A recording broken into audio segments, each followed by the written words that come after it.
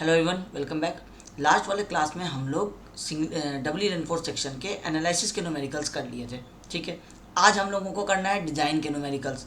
लेकिन सेम जैसे singly reinforce में डिज़ाइन के न्यूमेरिकल्स करने से पहले एक जनरल आइडिया आपको होना चाहिए कि निकालना क्या है और कैसे कैसे उसको अप्रोच करते हैं। और ये इसलिए भी इम्पॉर्टेंट हो जाता है कि कई बार एग्ज़ाम्स में आपको डिज़ाइन स्टेप्स पूछ लेता है कि डबली रेनफोर्स को डिज़ाइन करने का स्टेप्स जो है वो एक्सप्लेन कीजिए।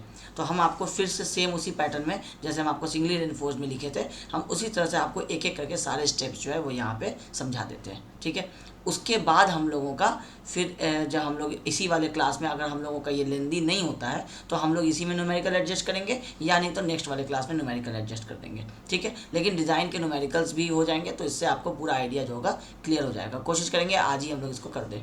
ठीक है, तो सबसे पहले हम लोगों को डिज़ाइन स्टेप्स में ये सोचना चाहिए कि हम लोगों को फाइंड आउट क्या करना है। तो design of doubly reinforce section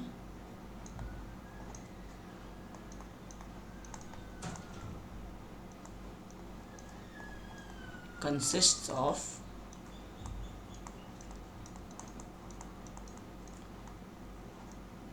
determining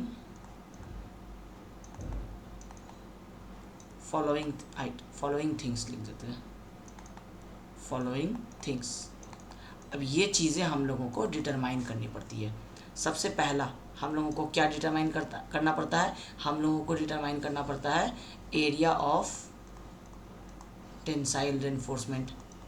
एक बीम में क्या क्या निकालना है वो हम लोगों को डिसाइड करना है, और उसके लिए क्या क्या निकालना है वो आगे वो तो फॉर्मूला का पार्ट हो जाएगा, वो तो आते रहेगा। हम लोगों को निकालना है एरिया ऑफ टेंसाइल रेनफोर्समेंट, इसको हम लोग बोलते हैं AST डबली रेनफोर्स में, ये हम लोगों को जानना है। ठीक है, एरिया ऑफ कंप्रेसिव रेनफोर्समेंट, इसको हम लोग बोलते हैं ASC। आप कह सकते हैं कि हम लोगों का बीम साइज फाइनलाइज करना है, जो हम लोग साइज़ प्रोवाइड कर रहे हैं, तो आप इसको ऐसे लिख लीजिए कि बीम साइज़, ये भी हम लोगों को अल्टीमेटली फाइंड आउट करना ही है। तो हम लोगों को टेंसाइल रेनफोर्समेंट फाइंड आउट करना है, कॉम्प्रेसिव रेनफोर्समेंट फाइंड आउट करना है, और बीम का साइज़ फाइंड आउट करना है। ये तीन चीज़ें हम लोगों को फाइंड आउट करना है। अब ये जो चीज़ हम आपको समझाए हैं ये सिर्फ और सिर्फ डबली रेनफोर्स बीम को अभी हम लोग बेंडिंग के हिसाब से पढ़ रहे हैं। हम आपको बार बार याद दिलाएंगे कि अगर आप वैसे देखिएगा तो आपके डबली रेनफोर्स बीम को हम लोग शेयर में भी चेक करते हैं, टॉर्जन में भी चेक करते हैं, बॉन्ड्स वगैरह के भी हम लोग पार्ट ऐड करते हैं। अभी हम वहाँ तक पहुँचे ही नहीं हैं, अभी हम बहुत इनिशियल स्टेज पे चल रहे हैं। तो इसीलिए जो भी स्टूडेंट, कई बार होता है कि स्टूडेंट को ये सब बेसिक चीज़ें पता होती हैं, वो डायरेक्टली जंप करते हैं जो बीम का डिज़ाइन का न्यूमेरिकल है, जो हम आपको बताए हैं कि वो बाद में आएगा जब हम सारे टॉपिक को कवर करेंगे। अभी हम पैटर्न में पढ़ रहे हैं। पैटर्न है मेरा फ्लेक्सर के अंदर में हम लोगों को ये चीज़ें निकालनी है। अब बीम में स्टीरप्स आते हैं तो स्टीरप्स का पार्ट जो होता है वो शेयर में आता है, वो आगे जब शेयर पढ़ेंगे इसके बाद में तो फिर वो स्टीरप्स वाले पार्ट को भी कवर कर लेंगे। अब ये वाली जो ये तीन चीज़ें हम लोगों को निकालनी है एक बीम में डबली रेनफोर्स में। अब डबली रेनफोर्स में क्या होता है ना कि अब डबली रेनफोर्स का मतलब क्या होता है कि हम लोगों का बीम का साइज जो सिंगली रेनफोर्स में आया हम उसको उतना प्रोवाइड नहीं कर पा रहे हैं। जैसे हम लोग सिंगल रेनफोर्स का न्यूमेरिकल करते थे, हम लोगों का डी रिक्वायर्ड का फॉर्मूला आता था, तो डी रिक्वायर्ड हम लोग निकाल लेते थे। जैसे 0.138 FC के BD square is equal to moment होता था, मोमेंट गिवन है तो हम लोग डी रिक्वायर्ड निकाल लिए। अब जितना डी रिक्वायर्ड के बाद कवर ओवर जोड़ के प्रोवाइडेड देना है उतना आर्किटेक्ट आपको मना कर रहा है कि उतना नहीं दे सकते हैं। आपका फॉर एग्जांपल निकल करके आया 500, आर्किटेक्ट बोल रहा है 450 ही दे सकते हैं। अब जैसे ही आप 450 दीजिएगा तो इसका मतलब है कि आपका मूवमेंट जो होगा वो बढ़ जाएगा, क्योंकि आपका साइज़ कम हो गया है, रेनफोर्समेंट का रिक्वायरमेंट बढ़ जाएगा, और वो मूवमेंट बढ़ गया तो वो डबली रेनफोर्स बन जाएगा। तो फिर आप ऊपर रेनफोर्समेंट देंगे, नीचे रेनफोर्समेंट देंगे, और फिर आप इसको बीम बनाएंगे। अगर ये 500 होता तो सिर्फ आप नीचे रेनफोर्समेंट देके काम चला रहे थे। आर्किटेक्ट ने मना कर दिया कि 500 नहीं होगा, तो 450 वाले में ऊपर भी रेनफोर्समेंट देना पड़ा। तो जो ये रेनफोर्समेंट आप दे रहे हैं इसको फाइंड आउट कीजिए, ASC कहलाएगा। जो ये रेनफोर्समेंट आपका प्रोवाइडेड है इसको फाइंड आउट कर लीजिए, ये AST कहलाएगा। और ये बीम का साइज जो है इसमें से आपका ये जो डेप्थ होता है जो आपका इसमें 450 है, यहाँ लिख देते हैं ये 450 है, और इस वाले में ये डेप्थ जो है ये आपका 500 है। तो ये डेप्थ जो वो रिस्ट्रिक्ट किया आर्किटेक्ट, वो क्वेश्चन में आपको बता देता है कि डेप्थ जो है वो 450 से ज़्यादा नहीं हो सकता है। तो हम लोग डेप्थ को डायरेक्टली मान लेते हैं 450। अब डेप्थ 450 मान लिए तो इफेक्टिव विथ हम लोग तो इसका 0.5 रेशियो एज्यूम करते ही हैं, उससे हम लोग 0.5 विथ ले लेंगे। तो उसका जैसे 450 है, इसका हाफ कितना हो जाएगा 225। अब हम लोग 250 अप्रॉक्सीमेटली एज्यूम कर लेंगे, तो 250 बी हो गया और डी आपको 450 क्वेश्चन में दे दिया। बस इतना सा ही आपके साइज़ का काम है, बाकी आपको सिर्फ इन दोनों को निकालने के लिए पूरा मेहनत होता है। तो हम यहाँ पे अब एक एक करके स्टेप वाइज लिखते हैं, जो भी हम नंबरिंग लिखेंगे वो स्टेप नंबर हो जाएगा आपका, और उसमें क्या क्या निकालना है। इसको कॉम्पिटिटिव एग्जाम से कोई मतलब नहीं है, इन स्टेप्स को मतलब है ओवरऑल कॉन्सेप्ट से, और कॉलेज में जो आपके सेमेस्टर में आपके क्वेश्चन जो पूछे जाते हैं उससे मतलब है इसको। Step number 1,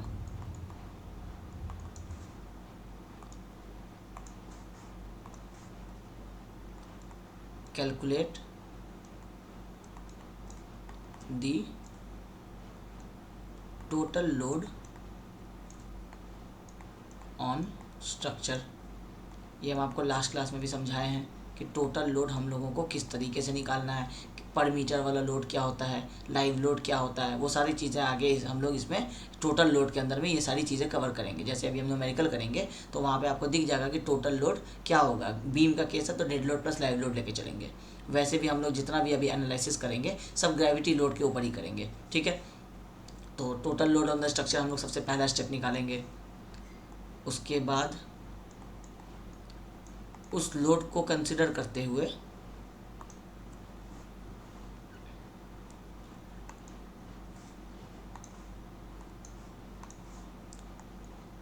calculate design bending moment या अल्टीमेट बेंडिंग मोमेंट, ये सारा नाम होता है। डिज़ाइन वर्ड, अल्टीमेट वर्ड, ये सारा फैक्टर्ड वाले वर्ड के लिए यूज़ होता है। Calculate design moment on beam, जैसे सिंपली सपोर्टेड है तो WL²/8 इंटू 1.5 करेंगे तो डिज़ाइन होगा, सिंपल मोमेंट बोलेंगे तो मोमेंट होगा, ठीक है। अब हम लोग को लोड मिल गया, हम लोगों को मोमेंट मिल गया।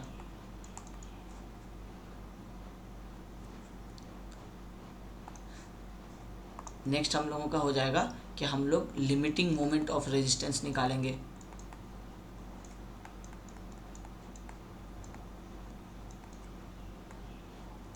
लिमिटिंग मोमेंट ऑफ रेजिस्टेंस, अब समझिए, आप लोड निकाले उसके वजह से एक बेंडिंग मोमेंट आया। ये बेंडिंग मोमेंट क्या है, एक्चुअल जो आपके बीम के ऊपर आपके लोड्स की वजह से आ रहा है। आप निकालेंगे limiting moment of resistance. Limiting moment of resistance किसका आप निकालते थे, सिंगली रेनफोर्स्ड का निकालते थे। क्यों निकालेंगे सिंगली रेनफोर्स्ड का, आपको ये चेक आप करना चाह रहे हैं कि बीम आपका कहीं सिंगली रेनफोर्स्ड ही तो नहीं रह जा रहा है और आप उसको डबली रेनफोर्स्ड में ले आए। तो सिंगली रेनफोर्स्ड का मैक्सिमम लिमिट क्या था, MU लिमिट। ये मैक्सिमम आपका मोमेंट रेजिस्ट करने का कैपेसिटी था सिंगली रेनफोर्स्ड का। अगर आपका ये मोमेंट MU लिमिट से ज़्यादा आ रहा है, इसका मतलब है ना कि आपका सिंगली रेनफोर्स्ड नहीं ले पाएगा, तब आपको वहाँ पे ऊपर में रेनफोर्समेंट देना पड़ा, तो आपका डबली रेनफोर्स बन गया। तो आपको यही चीज़ यहाँ पे चेक करना है। तो चेक करने के बाद इफ़ MU जो डिज़ाइन मोमेंट है, इसको हम यहाँ पे ब्रैकेट में लिख देते हैं कि ये हम लोगों का MU है।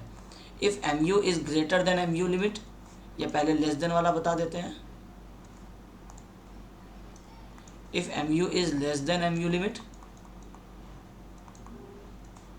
तो सिंगली रेनफोर्स्ड।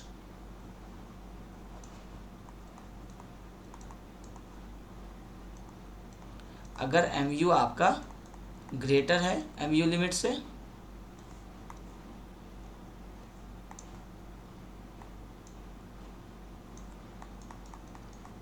तब इसका मतलब है कि आपका डबली रेनफोर्स्ड है,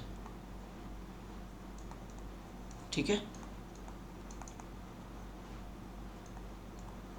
अब मान लीजिए आपका MU greater than MU limit आ गया, इसका मतलब है कि डबली रेनफोर्स्ड हो गया। अब डबली रेनफोर्स्ड हो गया तो नेक्स्ट स्टेप है स्टेप 4। अब हम लोग क्या क्या निकालेंगे, कैलकुलेट, अब रेनफोर्समेंट निकालेंगे क्योंकि मोमेंट तो फाइनल हो गया। मोमेंट होता है और स्टील होता है, तो स्टील निकालना है तो calculate area of compression and tension reinforcement, AST and ASC, ये दोनों हम लोग फाइंड आउट करेंगे। रेनफोर्समेंट ब्रैकेट में लिख दे रहे हैं AST एंड ASC। अब ये दोनों फाइंड आउट करने के लिए फॉर्मूला होता है, तो फॉर्मूला हम लोग यहाँ पे उस मोमेंट वाले को ही यूज़ करके हम यहाँ लिख देते हैं आपको क्योंकि जब आप इस तरह के स्टेप्स लिखते हैं ना तो आपको साथ में ये कंडीशंस भी लिख देने चाहिए। अब आपको निकालना है calculate area of compression and tension reinforcement, AST और ASC निकालना है। तो AST यहाँ पे ये सब कंडीशन बता दीजिए कि AST is equal to AST1 या AST लिमिट कर दीजिए जो सिंगली रेनफोर्स वाले का था, प्लस या AST लिमिट मत लिखिए, स्टैंडर्ड तरीका होता है इसको AST1 लिखने का कि ये AST1 प्लस AST2 होता है, ठीक है। उसके बाद आपको AST1 कैसे निकालना है, तो AST1 को यहाँ पे निकालना है आपको MU लिमिट जो सिंगली रेनफोर्स का था divided by 0.87 FY into D minus 0.42 XU limit.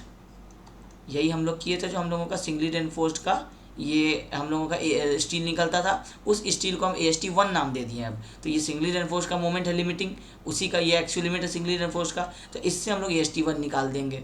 फिर उसके बाद आप यहाँ पे एक फॉर्मूला और बता दीजिए कि AST2 कैसे निकालेंगे, तो AST2 इज इक्वल टू, अब यहाँ पे FSC into ASC divided by 0.87 FY, ये इसके साथ आ जाएगा 0.87 FY AST2 is equal to जो अभी आप कंप्रेशन का स्टील दीजिएगा, मतलब जितना एक्स्ट्रा स्टील टेंशन में उतना एक्स्ट्रा स्टील कंप्रेशन में। ये सारे फॉर्मूलाज हम लोग पीछे से निकाल चुके हैं। कुल मिला के मेरे कहने का मतलब है कि ये भी जो भी आपका यहाँ पे फॉर्मूलाज लिखा हुआ है ना, इन फॉर्मूलाज में से जिस का रिक्वायरमेंट है, जैसे AST2 का रिक्वायरमेंट है, एक इससे निकाल सकते हैं, एक हम लोग कंपेयर करके निकाल सकते हैं। तो जो भी कंडीशन यहाँ पे है ना, जो यहाँ पे अप्लाई होता है, हमेशा ये बताने का यही मतलब रहेगा कि जो भी यहाँ पे अप्लाई होता है इसको स्टेप के नीचे में बता दीजिए। जैसे अभी आपका अंडर इन्फोर्स ओवर इन्फोर्स होता है तो बता दीजिए कि अगर आपका XU less than XU limit है तो under enforce, XU greater than XU limit है तो ओवर इन्फोर्स। बस वही चीज़ हम यहाँ कर रहे हैं। स्टेप्स 4 हैं, लेकिन इन 3 के अंदर और 4th के अंदर जो जो फॉर्मूलाज आए हैं वो हम आपको यहाँ पे डिज़ाइन के स्टेप्स में बता दिए। इससे क्या होता है, मार्क्स नहीं कटता है अगर कहीं भी पूछता है आपको एग्जाम में। तो अब हम लोग क्या किए हैं कि कॉम्प्रेशन रेनफोर्समेंट और टेंशन रेनफोर्समेंट निकाल लिए हैं। अब हम लोगों का लास्ट स्टेप जो आएगा, जो हम आपको ब्रॉडली अभी समझा दिए हैं कि लास्ट स्टेप जो आएगा हम लोगों का वो आएगा डिफ्लेक्शन चेक।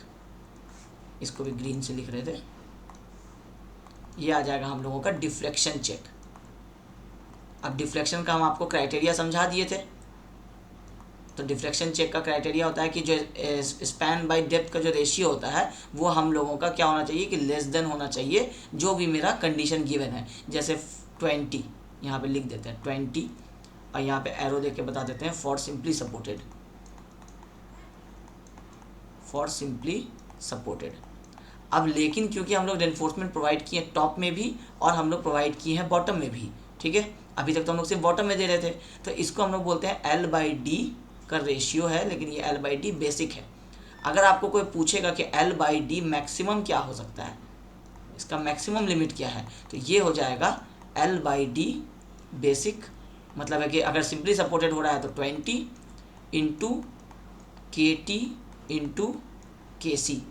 अब ये KT और KC क्या है, ये आपको जो टेंशन रेनफोर्समेंट आप प्रोवाइड करते हैं उसके लिए कोफिशिएंट आएगा, जो कंप्रेशन रेनफोर्समेंट आप प्रोवाइड करते हैं उसके लिए कोफिशिएंट आएगा। ये दोनों कोफिशिएंट 1 से कम होते हैं, 0.9, 0.8, 0.85, 0.95 ऐसे वैल्यू आ जाएगा। वो मल्टीप्लाई कीजिएगा तो ऑब्वियसली L/D बेसिक जो होगा वो कम हो जाएगा। इसका मतलब है कि ये आपका बेसिक फॉर्मूला था सिंगली रेनफोर्स में। जैसे आप डबली रेनफोर्स किए तो ये 20 से वैल्यू कम आना चाहिए। तो L/D का जो मैक्सिमम वैल्यू है, अगर मान लीजिए कैलकुलेट करने के बाद ये आया 18, इसका मतलब है कि अब आपका बीम का L/D 18 हो गया है, 20 नहीं रहा। अब आप L/18 से चेक कीजिए तो आपको पता चल जाएगा कि D कितना रिक्वायर्ड है। अगर जो आपका D क्वेश्चन में यहाँ पे गिवन रहेगा, जो हम आपको बताए थे कि अभी यहाँ क्या होता है कि हम लोग जो है ना बीम का डेप्थ जो है वो हम लोग लिमिट कर देते हैं कि हम लोग 450 mm ही दे रहे हैं। तो जब ये 450 आप प्रोवाइड कर दिए ना, आप यहाँ से चेक कर लीजिए कि आपको इफेक्टिव डेप्थ जो आप प्रोवाइड किए वो 450 से आपका कितना रिक्वायरमेंट आ रहा है। अगर 450 से ज़्यादा का रिक्वायर्ड आ रहा है, इसका मतलब है कि आपका डिफ्लेक्शन में पास नहीं हुआ बीम, डिफ्लेक्शन में फेल हो जाएगा। तो डिफ्लेक्शन के लिए आपको क्या करना पड़ेगा कि उस डेप्थ को फिर इंक्रीज़ करना पड़ेगा। नहीं कर सकते हैं तो स्पैन को रिड्यूस करना पड़ेगा। वो भी नहीं कर सकते हैं तो ये न्यूमेरिकल इसके आगे सॉल्व नहीं हो पाएगा। इसका मतलब है कि अब दोनों में से किसी एक चीज़ को मानना पड़ेगा, या तो स्पैन छोटा हो कीजिए, नहीं हो पा रहा है तो आर्किटेक्ट को समझाइए कि हमको डेप्थ देना पड़ेगा, क्योंकि आप इंजीनियर हैं, आप लोड कैलकुलेट कर रहे हैं, आप डिफ्लेक्शन चेक कर रहे हैं, आपको पता चल रहा है कि फेल हो रहा है, तो आप उसको पास कैसे करवाइएगा। तो आप जब कैलकुलेशन वाइज फेल हो रहा है तो आप कुछ नहीं कर सकते हैं। तो आप ये कैलकुलेशन देंगे आर्किटेक्ट को और बोलेंगे कि इसको किसी भी दूसरे इंजीनियर से वेरीफाई करवा लो, ये पास नहीं हो रहा है। आपको डेप्थ का लिए परमिशन देना पड़ेगा। तो आपका रिक्वायरमेंट अगर यहाँ पे आया है 500 का, तो वो आपको 500 का परमिशन देगा। तो आर्किटेक्ट को कैसे आप फोर्स करिएगा चेंज करने के लिए डिसीजन को, तो कैलकुलेशन के बेसिस पे चेंज किया जाता है। तो ये कैलकुलेशन करने से समझ में आता है। तो ये 5 स्टेप जो है ये मेरे ब्रॉड स्टेप्स हैं। अब जैसे आपको फॉर एग्जांपल ये MU निकालने के लिए, अब आपको अगर XU की ज़रूरत पड़ी है तो साथ में हम लोग XU निकालेंगे, उसको स्टेप में नहीं कंसिडर किया जाता है। लेकिन आपको ये 5 स्टेप्स एग्जाम में लिखने हैं, ये 5 आपके ब्रॉड स्टेप्स हैं और इसी को आपको न्यूमेरिकल में करना है। लिखते लिखते न्यूमेरिकल में हो सकता है ये 8 स्टेप्स बन जाएंगे, मगर उनको स्टेप्स काउंट नहीं किया जाता है। वो नेसेसरी चीज़ें हैं जो आपको इसको निकालने के लिए निकालनी ही पड़ेंगी, तो वो स्टेप्स नहीं होता है। ठीक है, तो ये हो गया हम लोगों का ब्रॉड में एक स्टेप्स, ये कॉलेज के स्टूडेंट्स को काम आ जाएगा। अब हम लोग क्या करते हैं कि हम लोग डायरेक्टली अब चलते हैं न्यूमेरिकल पे। इतना बेसिक नॉलेज डिज़ाइन के स्टेप्स के लिए काफ़ी है।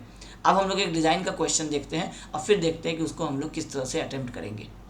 अब इस क्वेश्चन को देखिए, design a reinforced concrete beam of span 8 metre which is being subjected to a live load of 30 kN per meter. Overall depth of the beam is limited to 650 mm. Use M20 concrete and Fe415 steel. Question में पढ़ने से कहीं पे भी लगा नहीं ऐसा कि डबली रेनफोर्स लिखा है रेनफोर्स्ड कंक्रीट बीम। अब ये क्वेश्चन SSC JEE के मेंस में आ जाए या आपके एग्जाम्स में आ जाए, आपको कई बार एग्जाम्स में जब क्वेश्चन रहेगा तो पता नहीं रहेगा ना कि डबली रेनफोर्स्ड का है, आपको कैलकुलेट करके बताना पड़ेगा कि ये डबली रेनफोर्स्ड आया है। तो आप MU निकालेंगे, MU लिमिट निकालेंगे, दोनों को मैच करेंगे जो हम आपको स्टेप्स में लिखाएं। और अदरवाइज ऐसे देखिए तो इस वर्ड को देख करके समझ में आ जाता है कि overall depth of the beam is limited to 650 mm। इसका मतलब है कि ये आपको बता दिया कि आर्किटेक्ट ने या किसी भी XYZ पर्सन ने 650 mm का आपको लिमिट लगा रखा है। इससे आगे आप नहीं जाएंगे, आप अपने बीम के डेप्थ को नहीं ले जाएंगे। तो इसका मतलब है कि जब भी ऐसा लिमिट लगाता है तो समझ में आ जाता है कि ये हम लोगों का डबली रेनफोर्स्ड है। लेकिन उस समझने से हमको कोई मतलब नहीं है। अभी हमको ऐसा मानना है कि हमको कुछ नहीं पता है, हम इस बीम में एक एक करके मूवमेंट्स निकालेंगे, चेक करेंगे, डबली रेनफोर्स्ड आएगा तो स्टील प्रोवाइड करेंगे। ठीक है, क्या क्या गिवन कंडीशंस है? स्पैन गिवन है 8 metre, design doubly reinforced beam of span 8 metre. कुछ भी नहीं लिखा इफेक्टिव स्पैन है कि क्लियर स्पैन है, लेकिन आपको सपोर्ट कंडीशन भी नहीं समझाया है कि ये आपको दीवार पे खड़ा है या फिर आपको बीम टू बीम चल रहा है, आपका बियरिंग का विड्थ कितना है। तो इतना सारा अगर एजम्पशन ही करना है तो हम इसको इफेक्टिव स्पैन ही एज्यूम कर लेंगे। अब क्योंकि एग्जामिनर ने यहाँ लिखा नहीं है तो इंडिपेंडेंस है आपके हाथ में, आप इसको डिसाइड कर सकते हैं। आप चाहें तो अब यहाँ पे बियरिंग एज्यूम कीजिए 250, 300, 230 जो भी आपको एज्यूम करना है, उसके हिसाब से LC+B और LC+D निकालिए और उसके हिसाब से आप अपना चेक कर लीजिए कि आपका कितना आ रहा है इफेक्टिव स्पैन। मेरा सजेशन रहेगा कि जब इस तरह का डिज़ाइन का क्वेश्चन देता है तो सारे डिज़ाइन आपके हाथ में है, आप इसको इफेक्टिव स्पैन मान लेंगे। तो क्योंकि वो लिखा नहीं है कि ये क्लियर स्पैन है तो आपके लिए इफेक्टिव स्पैन होगा, आपको ईजी पड़ेगा कैलकुलेशन में। ठीक है, अब सबसे पहले हम लोग यहाँ पे हमेशा से जो लिखते हैं गिवन कंडीशंस। ये गिवन कंडीशंस तो बहुत काम आता है, SSC JEE में काम आता है, ग्रेस मार्किंग मिलने में, कॉलेज वगैरह में टीचर्स को एक रेपुटेशन बनता है ये गिवन कंडीशन देख के कि स्टूडेंट को समझ में तो आ गया कि क्या क्या इन्फॉर्मेशन गिवन है, उसका 1 मार्क्स मिल जाता है कई बार। ठीक है, हम लोगों को गिवन है इफेक्टिव स्पैन। इफेक्टिव स्पैन कितना गिवन है, इसको हम लोग नाम देते हैं L effective is equal to 8 metre. और क्या गिवन है? लाइव लोड गिवन है आपको 30 kN पर मीटर का। तो लाइव लोड है आपका, इसको हम लोग शॉर्ट में लिखते हैं LL, 30 kN पर मीटर। आपको समझ में आ गया, आपका पहला स्टेप अपने आप दिमाग में आ जाना चाहिए कि लाइव लोड गिवन है, डेड लोड कहाँ है? तो डेड लोड नहीं है, इसका मतलब है कि डेड लोड बीम का साइज अभी डिसाइड करेंगे और डेड लोड निकाल लेंगे। तो डेड लोड कैलकुलेशन ही हम लोगों का यहाँ पे पहला स्टेप था, calculate the total load on structure.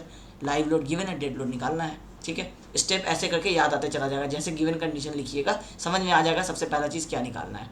D आपको बता दिया है ओवरऑल कि 650 लिमिट है, इसका मतलब हम लोग 650 ले लेते हैं क्योंकि हम लोगों को जब डेप्थ जितना ज़्यादा मिल सके उतना हम लोगों के लिए अच्छा है। तो हम लोगों को 650 mm तो वो बोल ही रहा है कि जा सकते हैं, उससे आगे नहीं जा सकते हैं, तो हम 650 mm अपना डेप्थ मान लिए। ठीक है, हम यहाँ पे कवर एज्यूम कर लिए। अच्छा, डेप्थ जब माने हैं तो हम लोग क्या करते हैं, B/D का रेशियो 0.5 के आसपास लेते हैं, पिछले न्यूमेरिकल में भी बताए थे, कॉन्सेप्ट में भी बताए थे। तो हम लोग क्या करते हैं, एज्यूम करते हैं, लेट अस एज्यूम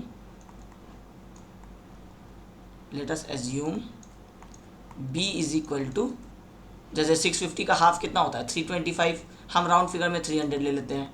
350 भी ले सकते हैं, मेरी मर्जी। अभी आपको 650 दिया है, इसका हाफ कर दीजिए, 325 होता है, 350 ले लीजिए, 300 ले लीजिए, 330 ले सकते हैं, आपकी मर्जी है। राउंड फिगर में हम 300 ले लिए, ठीक है।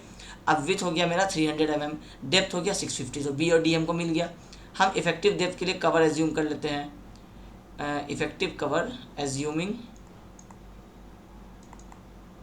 इफेक्टिव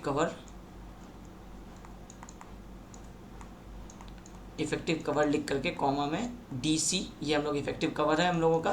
कितना ले रहे हैं हम लोग, अब हम लोग 50 mm एज्यूम कर लेते हैं राउंड फिगर के लिए। देयरफॉर इफेक्टिव डेप्थ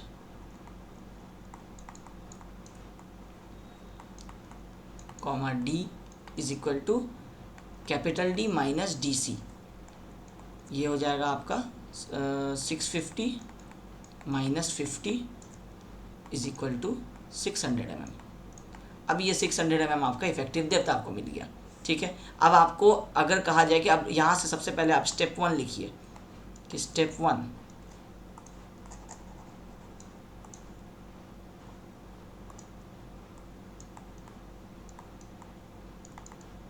तो स्टेप 1 हम लोगों का क्या था, लोड कैलकुलेशन। इसका हेडिंग दे देते हैं। इस तरह से आपको न्यूमेरिकल में भी करना है, आपको हेडिंग दे देना है कि आप इस वाले स्टेप के अंदर क्या करने जा रहे हैं, तो लोड कैलकुलेशन करने जा रहे हैं, ठीक है।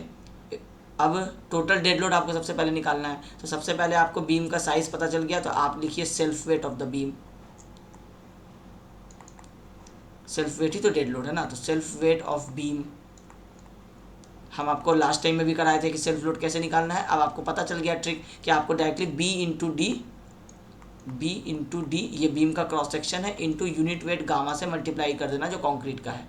कंक्रीट का इन द सेंस जो RCC का रहेगा, तो 25 होता है, तो ये हो जाएगा मेरा 25 इंटू बी है मेरा मीटर में 0.3 और डी है मेरा मीटर में 0.65। इसको कैलकुलेट कीजिए, आपको self weight of the beam मिल जाएगा। ये किलो न्यूटन पर मीटर क्यूब में है, ये मीटर है, मतलब मीटर स्क्वायर है, तो आपको लोड किस में मिलेगा, किलो न्यूटन पर मीटर में। लाइव लोड किस में गिवन है, किलो न्यूटन पर मीटर में। दोनों लाइक टर्म्स हो गए, तो दोनों ऐड हो जाएंगे, तो टोटल लोड मिल जाएगा। तो ये आ जाएगा 4.875 किलो न्यूटन पर मीटर। ये हो गया आपका डेड लोड, ठीक है।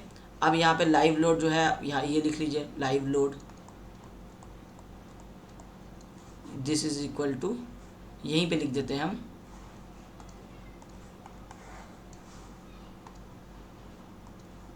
ये है आपका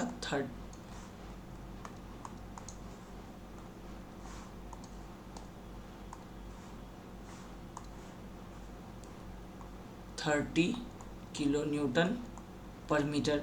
ब्रैकेट में चाहे तो यहाँ लिख दीजिए गिवन, तो आगे याद आ जाएगा एग्जामिनर को भी कि ये आपका क्वेश्चन में ही गिवन था। तो टोटल लोड यहाँ पे लिख दीजिए, टोटल लोड, इसका नाम दे दीजिए TL is equal to 34.875 kilo newton पर मीटर। अब ये आपका टोटल लोड क्या निकला, टोटल लोड यहाँ एक बार आपको हम इस तरह से लिख देते हैं,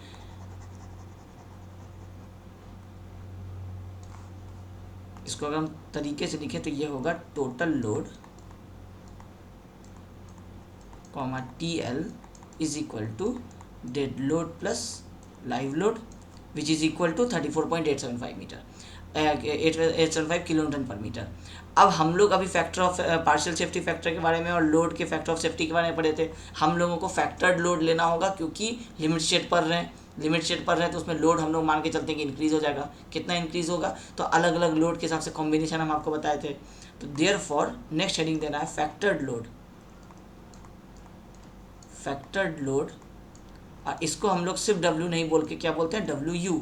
ये क्या हो जाएगा 1.5 इंटू टोटल लोड।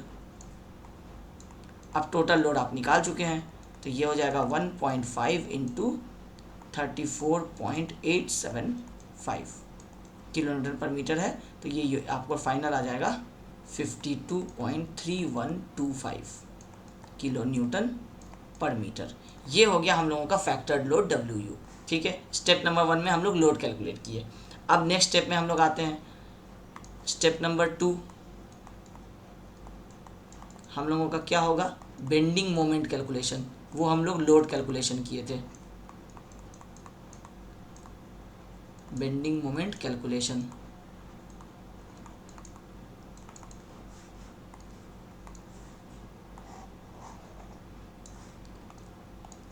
अब इसमें हम लोगों को पता है कि बेंडिंग मोमेंट जो है इसको हम लोग कहेंगे ultimate moment. Ultimate moment comma mu, जो हम लोगों के बीम पे आने वाला है, यही तो मेरा लोड होगा ना, मोमेंट होगा ना, इसी के लिए तो मेरा सारा बीम फेल होने वाला है, तो यही हम लोगों का अल्टीमेट मोमेंट होगा। इसी को हम यहाँ पे ब्रैकेट में लिख देते हैं डिज़ाइन मोमेंट। इसी को अल्टीमेट मोमेंट को डिज़ाइन मोमेंट भी कहा जाता है, या फिर इसको हम लोग कहते हैं फैक्टर्ड मोमेंट। फैक्टर्ड मोमेंट, ये सारा जो है ये इसका नेम है। Design moment, factored moment, ultimate moment, ये सारा इसी को कहा जाता है। ठीक है, अब ये mu का फॉर्मूला हम लोगों को क्या करना है, हम लोगों को कंसिडर करना है कि सिंपली सपोर्टेड है, क्योंकि सारा एनालिसिस हम लोग डिज़ाइन ऑफ आरसीसी स्ट्रक्चर में जब तक कुछ नहीं लिखा रहेगा तो एज्यूम करते हैं कि सिंपली सपोर्टेड है। तो जब सिंपली सपोर्टेड है और एक बीम है और उसमें डबली रेनफोर्स हो रहा है, तो बेंडिंग मोमेंट का सिंपली सपोर्टेड का फॉर्मूला मैक्सिमम क्या होता है, हम यहाँ पे बना देते हैं आपको। ये आपका सपोर्ट होता है 2 सिंपली सपोर्टेड का, इसमें ऊपर से आपका इस तरह से यूडीएल आ रहा है, यूडीएल आता है, तो इसके लिए आपका बेंडिंग मोमेंट डायग्राम बनता है कुछ ऐसा। ये आपका स्पैन हो जाता है L। ठीक है, ये लोड जो है ये पड़ रहा होता है W किलो न्यूटन पर मीटर का। आपका भी कुछ ऐसे ही W किलो न्यूटन पर मीटर का लोड चल रहा है, तो यहाँ पे जो बेंडिंग मोमेंट होता है मैक्सिमम, इसका वैल्यू हो जाता है mu is equal to WL²/8। अब WU हो जाता है, क्योंकि यहाँ पे फैक्टर्ड आप ले रहे हैं, तो जब आप फैक्टर्ड बेंडिंग मोमेंट निकालना चाह रहे हैं तो इसका फॉर्मूला हो जाएगा factored load into L²/8। L को आप लिख रहे हैं L इफेक्टिव, तो WL²/8 हो गया। पुट कर दीजिए वैल्यूज़। WU अभी हम लोग निकाले हैं 52.3125, तो ये आ जाएगा 52.3125 WU इंटू L था हम लोगों का 8² डिवाइडेड बाई 8, तो ये आ जाएगा 418.5 किलो न्यूटन पर मीटर। सॉरी, ये मोमेंट है किलो न्यूटन मीटर। ये हम लोगों का फैक्टर्ड मोमेंट आ गया। अब यही वो मोमेंट है जो आपके बीम को तोड़ेगा, यही आपके लिए अल्टीमेट मोमेंट है डबली रेनफोर्स्ड का। अभी आपको लेकिन पता नहीं है कि ये डबली रेनफोर्स्ड ही है, हम आपको बता दिए हैं कि डबली रेनफोर्स्ड है, और दूसरा कि आप यहाँ से ओवरऑल डेप्थ को देख के समझ गए थे, लेकिन ये समझाने के लिए हम आपको बता रहे हैं कि यही वो मोमेंट है जो फाइनल रहेगा, क्योंकि ये लोड के वजह से आ रहा है। लोड के वजह से आने वाली चीज़ें ही आपकी बिल्डिंग को गिराती हैं, तो लोड जो आ रहा है उसके हिसाब से ही बाकी सारी चीज़ों को आपको ठीक करना है। तो ये आपका लोड की वजह से मोमेंट आ गया, ये फाइनल है। अब आपको पता नहीं चल रहा है कि ये सिंगली रेनफोर्स्ड है या डबली रेनफोर्स्ड है। आपको पता है कि कितना के बाद डबली रेनफोर्स्ड होगा, जब सिंगली रेनफोर्स्ड को हम लोग वहाँ पे बोलेंगे ख़त्म हो गया, जब हम लोगों का मोमेंट mu लिमिट के बराबर हो जाएगा। जब mu लिमिट से ज़्यादा का मोमेंट आएगा तो हम बोलेंगे डबली रेनफोर्स्ड है। इसका मतलब mu लिमिट निकालना चाहिए सिंगली रेनफोर्स्ड वाला चेक करने के लिए। सिंगली रेनफोर्स्ड का mu लिमिट निकालने के लिए हम लोगों को यहाँ पे पता है कि Fe415 का स्टील है, तो Fe415 के स्टील के लिए हम लोग यहाँ लिखेंगे for Fe415 steel mu limit is equal to 0.138 FCK BD²। अब आप सारी चीज़ें निकाल चुके हैं, B पता है आपको, D पता है, इफेक्टिव डेप्थ FCK क्वेश्चन में पता है, आप सबको यहाँ पुट कर दीजिए। 0.138 इंटू FCK है आपके क्वेश्चन में 20, इंटू B है आपका 300, और इफेक्टिव डेप्थ हम लोग अभी निकाले थे 650 का 600, ठीक है, 600², ये आ जाएगा 298.08 किलो न्यूटन मीटर। अब आपको दिख गया कि mu लिमिट आपका कम है, जो mu आ रहा है वो ज़्यादा है, तो यहाँ पे हम लोग लिखेंगे therefore mu is greater than mu limit, therefore the beam is doubly reinforced. अब यहाँ पे मेरा क्लियर हो गया स्टोरी कि अब ये बीम आपका डबली रेनफोर्स्ड है। अब हम लोगों को अब इस डबली रेनफोर्स्ड का यहाँ से कैलकुलेशन जो है स्टार्ट कर देना है। तो कैलकुलेशन में हम आपको क्या बताए थे कि हम लोगों को क्या क्या निकालना है, हम लोगों को बीम साइज़ निकालना है, हो गया। अब हम लोगों को AST और ASC निकालना है। अब AST क्या है, AST है आपका सिंगली रेनफोर्स्ड और डबली रेनफोर्स्ड दोनों में जो आपका मिला करके जो आपका रेनफोर्समेंट आया था, जो हम आपको स्टार्टिंग में डायग्राम बताए थे कि सिंगली रेनफोर्स्ड में एक AST लिमिट आया फाइनल, उसके बाद एक्स्ट्रा जितना मोमेंट आया उसके लिए एक्स्ट्रा स्टील आया बॉटम में, दोनों को ऐड कर दिए तो टोटल AST आ गया। तो अब हम लोग यहाँ पे लिखेंगे अपना स्टेप नंबर 3। स्टेप नंबर 3 क्या होगा हम लोगों का, ये होगा स्टील कैलकुलेशन। शॉर्ट में इसका यहाँ पे हेडिंग देंगे, स्टील नहीं लिख करके इसको लिखेंगे रेनफोर्समेंट कैलकुलेशन। अब इसमें सारे रेनफोर्समेंट को हम एडजस्ट कर देंगे, रेनफोर्समेंट कैलकुलेशन।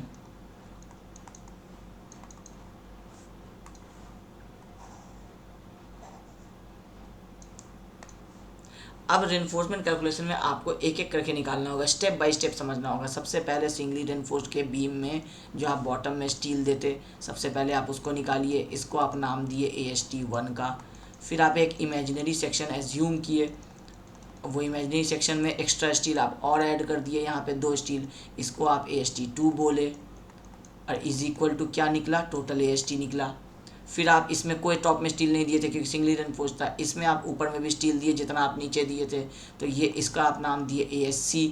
तो ये टोटल क्या निकला, ASC ही रह गया, क्योंकि 0 plus ASC is equal to ASC रह गया। तो आपको ये ASC निकालना है तो सिर्फ ASC निकल जाएगा।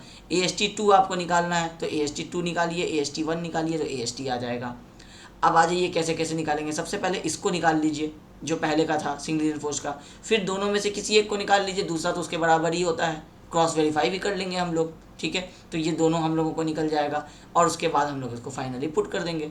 तो AST1 हम लोग कैसे निकालेंगे कि AST1 is equal to AST limit, और AST लिमिट कैसे निकालेंगे, AST लिमिट निकालने के लिए हम लोग MU लिमिट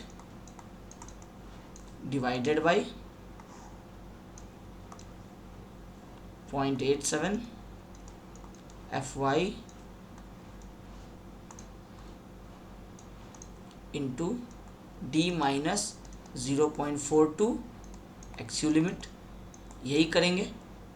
अब हम लोगों को पता है, we know that XU limit, अब क्योंकि FE 415 के लिए बात चल रही है, is equal to 0.48 into D, bracket में चाहे तो लिख दीजिए फॉर FE 415, ठीक है। इसको हम इरेज कर देते हैं, इसका अब काम नहीं है, ये आप समझ गए होंगे कि हम क्यों बनाए थे। अब आपको XU लिमिट जो है ये आप निकाल सकते हैं 0.48 इंटू इफेक्टिव डेप्थ है 600, ये आ जाएगा 288 mm। अब इसी को यहाँ पे पुट कर दीजिए। नेक्स्ट पेज में आ जाते हैं हम लोग। AST limit is equal to MU limit कितना आया था हम लोगों का 298.08, यूनिट चेंज करना पड़ेगा, 298.08 इंटू किलोमीटर मीटर में था तो इंटू 10⁻⁶ कर दिए, ये हो गया, डिवाइडेड बाई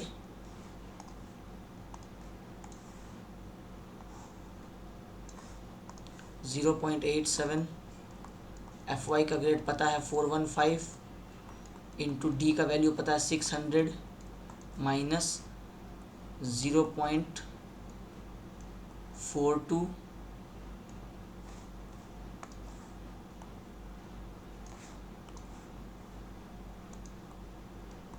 और एक्चुअल लिमिट का वैल्यू हम लोग अभी जस्ट निकाले हैं 288 mm इंटू 288, ठीक है। अब इस पूरे को सॉल्व कीजिए तो आपको AST लिमिट आ जाएगा 1723.43 mm²। अब ये आ गया आपका AST लिमिट। इसको निकालने के लिए अब आपको दूसरा तरीका भी हो सकता था। दूसरा तरीका क्या हो सकता था कि आपको AST लिमिट निकालना था। AST लिमिट आप PT लिमिट निकाल करके भी उससे B इंटू D मल्टीप्लाई कर सकते थे। आप वहाँ से भी करेंगे तो आपको लमसम इसी के वैल्यूज़ आता है। सारे तरीके से आप आंसर्स निकाल सकते हैं। और क्योंकि थोड़ा बहुत हम लोग क्या करते हैं ना कि एजम्पशंस ले लिए होते हैं, कहीं पे हम लोगों का MU लिमिट आया, यह वैल्यू थोड़ा ज़्यादा आया, हम इसको कन्वर्ट करने की वजह से 298.08 ले लिए। अब वो वैल्यू 0.09788 कुछ भी आ सकता है, तो हम लोग वो सारी चीज़ों को अवॉइड करते हैं। इसलिए हम लोगों का ये वैल्यू जो है ये 10-20 mm² आगे पीछे आता है, लेकिन वो सारा रेंज करेक्ट होता है। 1710 से लेकर के 1750 के बीच में अगर आपका कोई भी AST लिमिट का वैल्यू आ रहा है, इसका मतलब है कि वो करेक्ट माना जाता है। तो ये चीज़ आपको खुद से समझ लेना है कि 1723 नहीं आकर के हो सकता है 33 आ रहा होगा, 30 आ रहा होगा, कुछ भी आ सकता है। ठीक है, तो ये हो गया मेरा AST लिमिट। अब हम लोगों को यहाँ पे AST लिमिट मिल चुका है। अब हम लोगों को क्या करना है, AST 1 हो गया है, अब हम लोगों को AST 2 फाइंड आउट करना है। तो AST 2 अभी हम आपको डायग्राम बना के बताए थे कि AST 2 क्या होगा, वो जो एक्स्ट्रा आपका मोमेंट आया है उसके लिए हम लोग वो एक्स्ट्रा रेनफोर्समेंट दे रहे हैं। तो एक्स्ट्रा मोमेंट कितना है, MU minus MU limit, MU minus MU limit, यही एक्स्ट्रा था ना, तो MU माइनस MU लिमिट निकाल लीजिए। MU कितना आया था हम लोगों का 418.5, MU लिमिट कितना है 298.08, तो 418.5 माइनस 298.08 ये हम लोगों का वो एक्स्ट्रा मोमेंट है। ये आ रहा है 120.42 किलो न्यूटन मीटर। इस एक्स्ट्रा मोमेंट के लिए हम लोगों को क्या करना है, अब एक्स्ट्रा स्टील देना है। अब एक्स्ट्रा स्टील ASC और AST 2 होगा। अब क्योंकि हम लोग AST 1 निकाल चुके हैं AST लिमिट, हम लोग अभी क्या करते हैं, पहले डायरेक्टली AST 2 निकाल लेते हैं। कोई भी पहले निकाल सकते हैं, आप ASC भी पहले निकाल सकते हैं, हम AST 2 पहले निकाल दे रहे हैं। अब AST 2 का फॉर्मूला हम लोगों का क्या होगा, यही एक्स्ट्रा वाला moment MU minus MU limit divided by 0.87 FY into इसका लीवर आर्म हो जाएगा D माइनस D डैश। अब D डैश अगर हम लोग यहाँ एज्यूम नहीं किए थे अभी तक, तो अभी हम लोग कर लेंगे। ये हम लोगों का नहीं एज्यूम किए थे, तो यहाँ पे लिख देंगे D dash is equal to DC is equal to 50 mm। ये सारा गिवन कंडीशन में हम लोगों का आ जाएगा। ठीक है, अब यहाँ पे हम लोग इसमें सारा वैल्यूज़ पुट करेंगे। MU माइनस MU लिमिट कितना है 120.42, यूनिट चेंज करेंगे तो 10⁻⁶ कर देंगे, डिवाइडेड बाई 0.87 FY कितना लेके चल रहे हैं 415 इंटू D कितना है हम लोगों का 600 है शायद, 600 माइनस D डैश 50, तो 600 माइनस D डैश 50 है। इसको सॉल्व करेंगे, ये आ रहा है 606.41 mm²। ये आ गया AST 2। अब हम लोग यहाँ पे लिख सकते हैं ना कि AST is equal to AST 1 plus AST 2, इसको हम लोग लिख सकते हैं, या हम लोग यहाँ नीचे लिख देते हैं, इज इक्वल टू AST 1 कितना आया था 1723.43 प्लस AST 2 आया 606.41 विच इज इक्वल टू 2329.84 mm²। ये आ गया हम लोगों का फाइनल AST। अब ठीक है, अब एक चेक यहाँ पे हम लोग चाहें तो यहाँ पे छोटा सा लगा सकते हैं, यहाँ पे हम एक लिख देते हैं चेक। चेक क्या करना है कि ये जो आपका AST है ये किसी एक परसेंटेज ऑफ स्टील के लिए है, तो हम लोग यहाँ पे पहले परसेंटेज ऑफ स्टील चेक कर लेते हैं कि कितना परसेंटेज ऑफ स्टील प्रोवाइडेड है। ये या हम लोग ऐसे कर लेते हैं, ये AST निकला है, हम लोग इस AST को चेक कर लेते हैं ना कि ये हम लोगों का AST लिमिट से ज़्यादा है या नहीं। अब ये क्या है, ये हम लोगों का ग्रेटर देन AST है, sorry greater than AST limit है, देयरफॉर ओके, क्योंकि सिंगली रेनफोर्स में AST लिमिट मैक्सिमम हो सकता था, डबली में ऑब्वियसली इससे ज़्यादा ही आना चाहिए था। 1723.43 आपका यहाँ था, आप ऐड किए तो ये 23.29 आ गया। ये चेक नहीं भी कर सकते थे, कोई इशू नहीं है, लेकिन कर दिए, एटलीस्ट आपको मतलब कॉन्सेप्ट क्लियर हो जाएगा कि हाँ इससे ज़्यादा हम लोगों का आया है, ये 606.41 इससे ज़्यादा आया है, इसका मतलब ये AST 2 है। अब हम लोग ऐसा कह सकते हैं ना कि हम लोग जो एक्स्ट्रा रेनफोर्समेंट दिए हैं AST 2, ये हम लोगों का क्या होगा, ASC के बराबर होगा। तो हम लोग कैसे कहेंगे कि ASC के बराबर है, तो हम लोग लिख लेंगे नेक्स्ट स्टेप, हम लोग चाहे तो इसको यहाँ लिख दे ASC कैलकुलेशन, या इसी में रहने देते हैं। हम लोग इसको करते हैं कि 0.87 FY AST 2, इसको हम ऐसे लिख देते हैं, we know 0.87 FY AST 2 is equal to FSC into ASC। अब ये क्या होगा, ये स्ट्रेस इंटू एरिया एक्स्ट्रा का, ये भी स्ट्रेस इंटू एरिया एक्स्ट्रा का। हम ऐसा मान के चल रहे हैं कि एफएससी अब हमको पता नहीं है। अब दो कंडीशन है यहाँ से मेरे पास, हमको एफएससी नहीं पता है, हम क्या कर सकते हैं, डायरेक्टली इस वाले को इस वाले के इक्वेट कर देते हैं। इसका मतलब क्या होगा, therefore ASC is equal to, हम लोग डायरेक्टली लिख देते हैं 606.41 mm²। एक तरीका है हम लोगों के पास। दूसरा तरीका हम लोगों के पास क्या है, ये तो बहुत आसान तरीका हो गया, हम आपको एक यहाँ पे अल्टरनेटिव आपको हम बता देते हैं। फॉर बैलेंस सेक्शन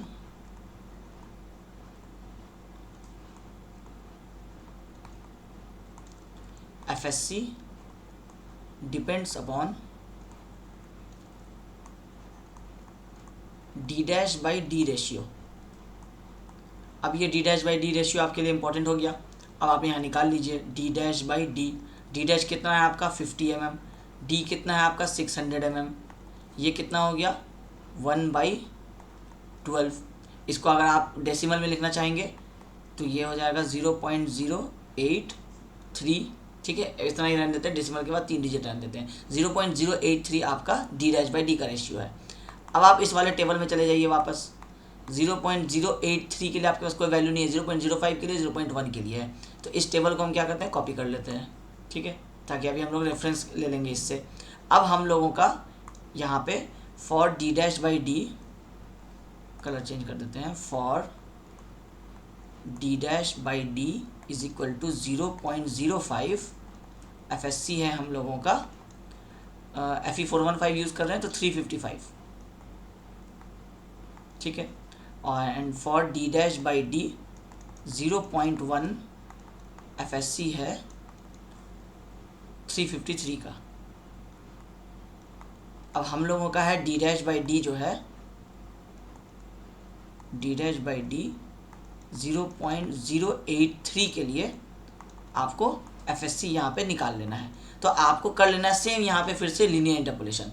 अब हम क्या कर रहे हैं, अब हम डायरेक्टली वैल्यू लिख देते हैं और वो भी रेड से लिख देते हैं, ताकि आपको फाइनल हो जाएगा कि ये इंटरपोलेशन करने के बाद आया है। हम यहाँ पे अभी आपको मेंशन कर देंगे सारी चीज़ें, जो आप इसको देखेंगे इस नोट्स को, तो इसमें सारी चीज़ें जो है यहाँ पे मेंशन रहेंगी कि ये वैल्यू कहाँ से आया।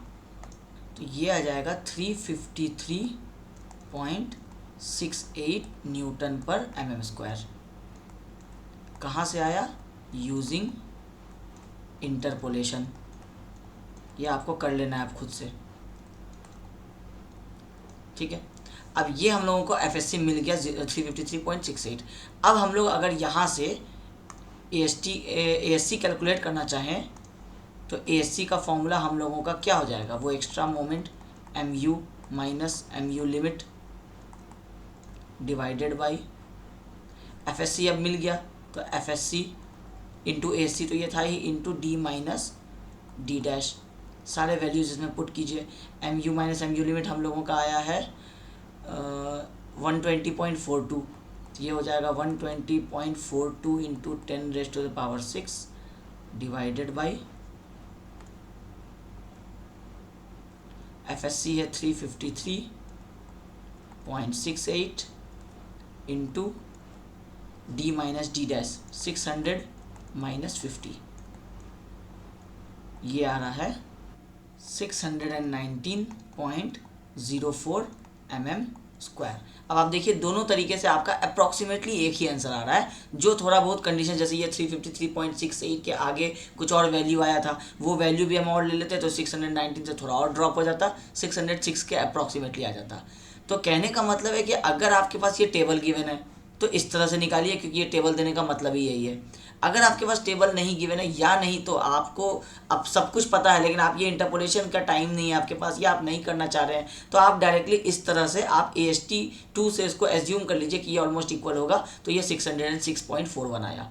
थोड़ा बहुत अगर आप इसमें क्या किया, आप FSC का जो भी वैल्यू चेंज हो रहा था उसको इग्नोर कर दिए। इसमें क्या किया, आप एक्चुअल में FSC निकाले और उसके हिसाब से निकाले, तो आंसर दोनों ही आपका सही है। इसको हम अल्टरनेट स्टेप इसलिए बोले, ठीक है। तो इसको हम यहाँ पे इस तरह से मार्क कर देते हैं कि अल्टरनेट स्टेप है। हम इसी में आगे बढ़ते हैं। हम मेरा ऐसे ASC आ चुका है, मेरा AST2 आ चुका है और मेरा AST1 आ चुका है, तो टोटल AST आ गया है, टोटल ASC आ गया है। तो मेरे बीम में अब यहाँ पे कोई भी कैलकुलेशन जो है अब नहीं बचा। अब हम चाहें यहाँ पे तो हम डायग्राम बना सकते हैं। अब इसको हम नेक्स्ट पेज पे बनाते हैं। ये मेरा बीम हो जाएगा, इसका कुछ विथ हमको है 300 जो हम अभी एज्यूम किए हैं स्टार्टिंग में, वही फाइनल है मेरा। ओवरऑल डेप्थ इसका हम लोगों को पता है कि हम लोग 650 लेके चल रहे हैं, 650 mm।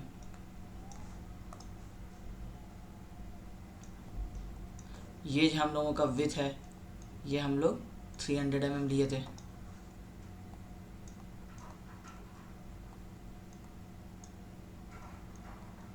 ठीक है, हम लोग रेनफोर्समेंट प्रोवाइड किए थे। अब रेनफोर्समेंट हम लोग अभी कितना प्रोवाइड करना है ये तो अभी हम लोग निकाले ही नहीं, हम लोग तो निकाले सिर्फ AST और ASC, वो तो हो गया टोटल एरिया। लेकिन उस टोटल एरिया को कितने नंबर ऑफ बार्स में डिवाइड करना है ये हम लोग अभी तक नहीं निकाले हैं। अब यही चीज़ हम लोगों को यहाँ पे निकालना था। ये जो टोटल AST हम निकाले 2329.84 है ये, तो यही चीज़ के बाद हम लोगों को यहाँ पे क्या करना था कि हम लोगों को यहाँ पे नंबर ऑफ बार्स डिसाइड कर लेना था। ठीक है, तो अब यहाँ पे हम क्या करते हैं कि इस पूरे को हम थोड़ा नीचे शिफ्ट कर देते हैं ताकि हम यहाँ पे अपने नंबर ऑफ बार्स को लिख सकें। अब यहाँ पे मेरा एरिया आया 2329.84। अब हम लोग यहाँ पे एज्यूम करते हैं, लेट अस एज्यूम 25 बार्स, मतलब 25 mm के डाया के बार्स। क्यों एज्यूम किए? क्योंकि अब आप थंब रूल को याद कीजिए, आपका 300 का वाइड बीम है, 300 में मैक्सिमम बार कितना दीजिएगा? 3 बार्स। तो ये तो हो गया AST1 वाला, नीचे जो प्रोवाइड करेंगे। ऊपर एक्स्ट्रा बार भी देने वाले हैं जिसको AST2 बोल रहे हैं। मान लेते हैं वो भी कितना बार प्रोवाइड कर पाएंगे? 3 बार ही प्रोवाइड कर पाएंगे मैक्सिमम। तो 3 + 3 टोटल 6 बार्स आपके AST के जगह पे आएंगे, 3 AST1 के लिए, 3 AST2 के लिए, ऐसा ही मैक्सिमम। इससे ज़्यादा तो हम एडजस्ट नहीं कर पाएंगे ना 300 के बीम में। बॉटम में 3 बार रहेंगे, उसके जस्ट ऊपर में आप 3 बार एडजस्ट कर देंगे, बाकी सब तो कंप्रेशन वाला हो जाएगा। तो इसका मतलब है कि 6 बार्स आप मैक्सिमम एडजस्ट कर सकते हैं। तो अब 6 बार्स एडजस्ट करना है तो आपको क्या करना होगा? नंबर ऑफ बार्स निकालना होगा। अब आपने यहाँ पे, इसलिए हम अभी एज्यूम किए 25 का, सही गलत अपने आप पता चल जाएगा। तो जब 25 का बार एज्यूम करते हैं तो एरिया ऑफ 125 बार्स ये कितना होता है? तो ये π/4 × 25 स्क्वायर करके निकाल लेना है, 490.87 mm²। अगर आपको अब नंबर ऑफ बार्स निकालना है तो नंबर ऑफ बार्स निकालने के लिए आप टोटल एरिया को डिवाइड कर दीजिए एक एरिया से, पता चल जाएगा मैक्सिमम कितना आ सकता है। तो ये हो जाएगा 2329.84 डिवाइडेड बाई 490.87, ये आ जाएगा अप्रॉक्सीमेटली 4.75 के आसपास। इसका मतलब क्या है कि आप 4.75 से कम का बार तो दे नहीं सकेंगे, उससे ज़्यादा आप कितना बार देंगे? 5 बार्स प्रोवाइड करेंगे। तो इस सेक्शन में आपको कितना बार प्रोवाइड करना है अब ये आपको समझ में आ गया कि 3 बार्स आप यहाँ देंगे और 2 बार्स जस्ट इसके ऊपर आप देंगे इस तरह से। तो आपका 5 नंबर ऑफ बार्स हो गया। अब ये 5 बार्स आप कितना का डिसाइड किए? अभी आप डिसाइड किए जस्ट कि हम लोग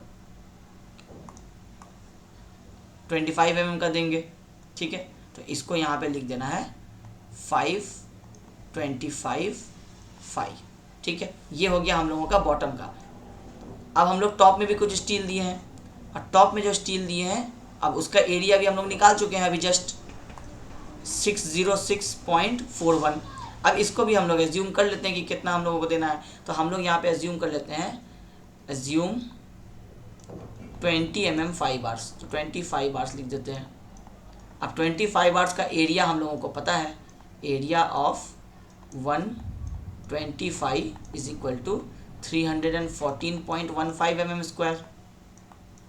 therefore number of bars is equal to, total area कितना था? 606.41 डिवाइडेड बाई 314.15, ये आ जाएगा 1.93। इसका मतलब क्या है कि अप्रॉक्सीमेटली 2 बार्स आप देंगे। तो आपको टॉप में भी पता चल गया कि यहाँ पे आपको 2 बार्स प्रोवाइड करने हैं, तो ये हो गया 225। अब यहाँ पे आपका इस पूरे बीम में बी और कैपिटल डी निकाल लिए, बॉटम का स्टील निकाल लिए, टॉप का स्टील निकाल लिए।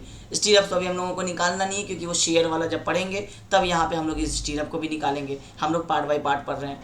तो यहाँ पे आपका ये कैलकुलेशन वाला पार्ट जो है पूरा कंप्लीट हो गया। अब एक बस स्टेप रह जाता है, वो है आपका डिफ्लेक्शन चेक। जो हम लोग यहाँ पे पढ़े थे कि हम लोग डिफ्लेक्शन चेक लगाएंगे। अब डिफ्लेक्शन चेक के लिए हम आपको डिफ्लेक्शन क्राइटेरिया वाला एक वीडियो बनाए थे, जिसमें हम आपको बताए थे कि जब भी हम लोग डबली रेनफोर्स्ड बीम में आते हैं तो डबली रेनफोर्स्ड बीम में टॉप और बॉटम दोनों में स्टील देते हैं। उसके वजह से वो जो स्टील प्रोवाइड करते हैं उसकी वजह से ये वाला कुछ वैल्यू चेंज होता है तो KT और KC दो टर्म आता है। अब KT और KC वो दोनों टर्म जो है वो आपको डायग्राम देखना है फिर से चार्ट। अगर इनकेस नहीं गिवन है तो आपको एज्यूम कर लेना है KT और KC दोनों 1। अब इस क्वेश्चन में हम मान के चल रहे हैं कि हमको KT और KC नहीं गिवन है, तो हम यहाँ पे लिखते हैं नेक्स्ट स्टेप। प्रीवियस स्टेप का नंबर था स्टेप नंबर 3, अब हम यहाँ पे स्टेप नंबर 4 लिखते हैं। स्टेप नंबर 4 ये क्या है आपका डिफ्लेक्शन चेक। अब क्योंकि ये डेप्थ तो आपका फाइनल हो गया ना, 650 जो है टोटल डेप्थ है, इफेक्टिव डेप्थ आपका 600 फाइनल हो गया। अब इसको चेक कर लीजिए कि ये तो हो गया आपका बेंडिंग मोमेंट की वजह से चेकिंग, कि बेंडिंग मोमेंट में तो ये सारा पास हो रहा है, ये रेनफोर्समेंट दे देंगे बेंड नहीं होगा, लेकिन क्या मतलब बेंडिंग मोमेंट को रेजिस्ट कर लेगा, लेकिन डिफ्लेक्शन आएगा या नहीं आएगा क्या पता। तो L/D का पहले बेसिक वाला टर्म निकाल लीजिए, L/D बेसिक। ये आपको पता है कि सिंपली सपोर्टेड के लिए कितना है 20 है, यहाँ पे लिख भी देना है फॉर सिंपली सपोर्टेड, ठीक है। अब L आपको क्वेश्चन में गिवन था 8 मीटर, अब आपको D निकालना है। D required is equal to L/20, span है हम लोगों का 8000 डिवाइडेड बाई 20, कितना आ रहा है ये 400। तो 400 mm से हम लोगों का ये जो D रिक्वायर्ड है ये एटलीस्ट ज़्यादा ही होना चाहिए, तो D required should be greater than और इक्वल टू 400 mm। हम लोग D प्रोवाइडेड ये कितना है हम लोगों का 600 mm, 650, हाँ 600 mm इफेक्टिव डेप्थ दिए, लेकिन अभी ये सिर्फ L/D बेसिक अभी आप निकालें, ठीक है। तो अभी इसको हम लोग यहाँ से अभी हटा दे रहे हैं। अभी हम लोगों को L/D मैक्सिमम चेक करना है कि L/D मैक्सिमम, ठीक है, ये कितना आएगा। तो L/D मैक्सिमम हो जाएगा आपका L/D basic into KT into KC। अब KT और KC के लिए आपको चार्ट चाहिए। मान लेते हैं अभी आपके पास चार्ट नहीं गिवन एग्जाम में, बहुत सारे एग्जाम्स में नहीं गिवन रहता है, जिसमें गिवन रहेगा उसमें निकाल लेंगे, जिसमें नहीं गिवन रहेगा इसमें दोनों को हम लोग 1 1 एज्यूम कर लेंगे। एज्यूम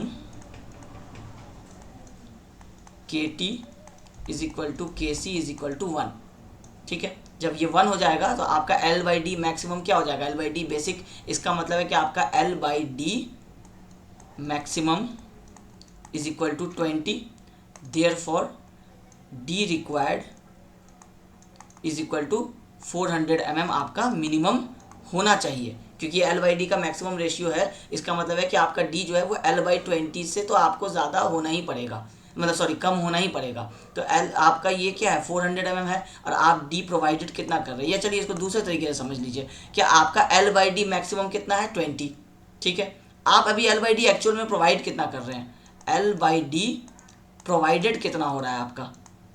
अब आपका D आपको पता है, L आपको पता है, 8000 आपका स्पैन है, और D जो आप प्रोवाइड कर रहे हैं ये आप प्रोवाइड कर रहे हैं 600 mm। इसको चेक कर लीजिए, ये आ जाएगा आपका 13.33 विच इज़ लेस देन 20, जो मैक्सिमम से कम है, देयरफॉर ओके। तो डिफ्लेक्शन चेक भी हम लोगों का हो गया। तो इस पूरे बीम में हम लोग एक्चुअली स्टेप्स को थोड़ा कम कर दिए लिखने में, लेकिन कैलकुलेशन हम लोग पूरा ही किए हैं। हम लोग क्या किए कि हम लोग सबसे पहले लोड कैलकुलेट किए, लोड के हिसाब से बेंडिंग मोमेंट चेक किए, सिंगली रेनफोर्स डबली रेनफोर्स चेक किए, डबली हो गया तो AST निकाल लिए, AST2 AST ASC AST1 सारी चीज़ें निकाले, और उसको हम लोग L/D वाले कॉन्सेप्ट से चेक कर लिए। ये नहीं गिवन था KT KC तो 1 एज्यूम कर लिए। तो इससे हम लोगों का ये टोटल जो डबली रेनफोर्स्ड बीम था फ्लेक्सर के केस में वो हम लोगों का हो गया यहाँ पे। अब हम लोग क्या करेंगे कि नेक्स्ट में आपको शेयर पढ़ेंगे। तो आज के क्लास में हम लोगों को अब इसी न्यूमेरिकल तक रहने देते हैं। अभी हम लोग एक एक करके सारे कॉन्सेप्ट को समझते चल रहे हैं। डिज़ाइन का एक ही क्वेश्चन हुआ है, बट ये सफिशिएंट है। आपको क्वेश्चन में यही डेटा गिवन रहेगा, बाकी सब अननोन रहेगा, तो उसके हिसाब से आपको निकाल लेना है, ठीक है। तो आज के वाले क्लास को हम लोग यहीं पे एंड करते हैं, डिज़ाइन के स्टेप्स और डिज़ाइन के एक न्यूमेरिकल के साथ हम लोगों का डबली रेनफोर्स्ड का ये डिज़ाइन वाला न्यूमेरिकल कंप्लीट हुआ। जो एनालिसिस में क्वेश्चन हम लोग 2 लास्ट क्लास में डिस्कस किए थे, इससे बियॉन्ड और कुछ आता नहीं है। इतनी ही चीज़ें रहती हैं, कोई डेटा गिवन रहेगा या कोई डेटा नहीं गिवन रहेगा, हम आपको सारी चीज़ें इसमें कवर कर दिए हैं, ठीक है। तो आई होप आपको आज का ये लेक्चर पसंद आया होगा और आपको समझ में आया होगा ये न्यूमेरिकल। Thank you.